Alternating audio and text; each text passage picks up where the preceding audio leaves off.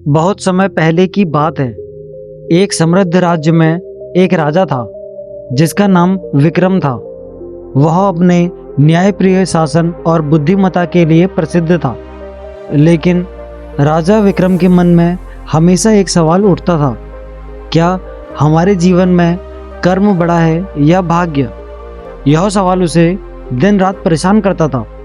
उसे यह जानने की उत्सुकता थी कि उसकी सफलताएं और असफलताएं केवल उसके कर्मों का परिणाम है या उनका संबंध भाग्य से भी है। एक दिन राजा ने निर्णय लिया कि वह इस प्रश्न का उत्तर महात्मा बुद्ध से प्राप्त करेगा। बुद्ध के ज्ञान और उनकी शिक्षाओं की चर्चा पूरे राज्य में फैली हुई थी और राजा को विश्वास था कि बुद्ध के पास इसका सही उत्तर होगा। राजा विक्रम ने अपनी सेना और मंत्रियों को साथ में लिया और बुद्ध के पास जाने का निश्चय किया। वह बहुत सम्मान के साथ बुद्ध के आश्रम में पहुंचा और बुद्ध से विनम्रता से पूछा, भगवान, मैं जानना चाहता हूँ कि जीवन में कर्म बड़ा है या भाग्य? क्या मेरी मेहनत और परिश्रम से ही सब कुछ तय होता है या भाग्य का भी कोई हाथ होता है? महात्मा बुद्ध ने मुस्कुराते हुए कहा, राजन, तुम्हारे सवाल का उत्तर मैं तुम्हें एक कहानी के माध्यम से दूंगा। यह कहानी तुम्हें समझाएगी कि कर्म और भाग्य का जीवन में क्या स्थान है।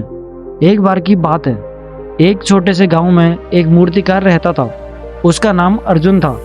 अर्जुन बहुत ही कुशल मूर्तिकार था और अपनी कला के लिए बहुत ही प्रसिद्ध था। उसकी मूर्तियां काफ़ी आकर्षक होती थी, लेकिन उसके जीवन में एक समस्या थी। उसने कभी भी बहुत अधिक धन नहीं कमाया था। उसकी कड़ी मेहनत के बावजूद उसकी आर्थिक स्थिति बहुत अच्छी नहीं थी।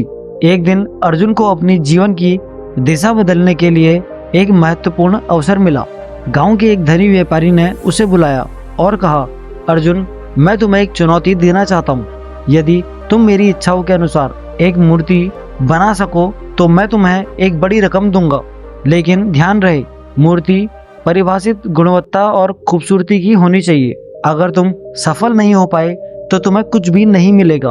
अर्जुन ने चुनौती स्वीकार कर ली और मेहनत करने लगा। उसने रात दिन काम किया, लेकिन उसकी मूर्ति ठीक तरीके से बन नहीं पा रही थी। उसका भाग्य उसे सहयोग नहीं दे रहा था और उसकी मेहनत का कोई उसे फल नजर नहीं आ रहा था। मूर्तिकार ने सोचा, क्या यह सब मेरे भाग्य का कारण है? क्या मेरी मेहनत का कोई महत्व नहीं है? एक रात जब अर्जुन अपने कार्यशाला में सो रहा था, उसे एक सपने में देवता ने दर्शन दिए। देवता ने कहा, अर्जुन, तुम्हारी मेहनत की कीमत है, लेकिन तुम्हें अपनी कला में पूर्णता लानी होगी। तुम्हें अपने भाग्य को भी मानना होगा, लेकिन अपने कर्मों में सुधार भी करना होगा। अर्जुन ने देवता की बात को ध्यान से सुना और अगले दिन अपने काम में और भी सच्चाई और मेहनत के साथ जुट गया। उसने मूर्ति को फिर से सुधारना शुरू किया और इस बार उसने हर एक विवरण पर ध्यान दिया। धीरे धीरे उसकी मूर्ति की सुंदरता और गुणवत्ता में सुधार होने लगा। उसकी मेहनत रंग लाई और अंततः वह मूर्ति शानदार बन गई।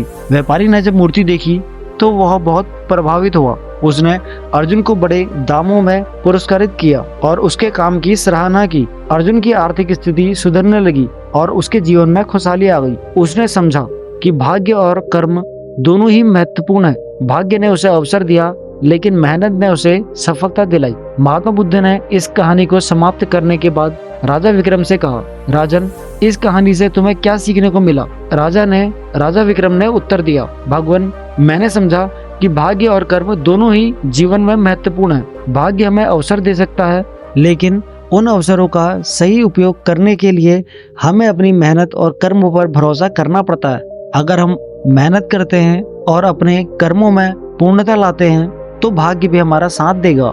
बुद्ध मुस्कुराते हुए बोले, सही कहा, कर्म और भाग्य का गहरा संबंध है, लेकिन कर्म का महत्व सबसे बड़ा है।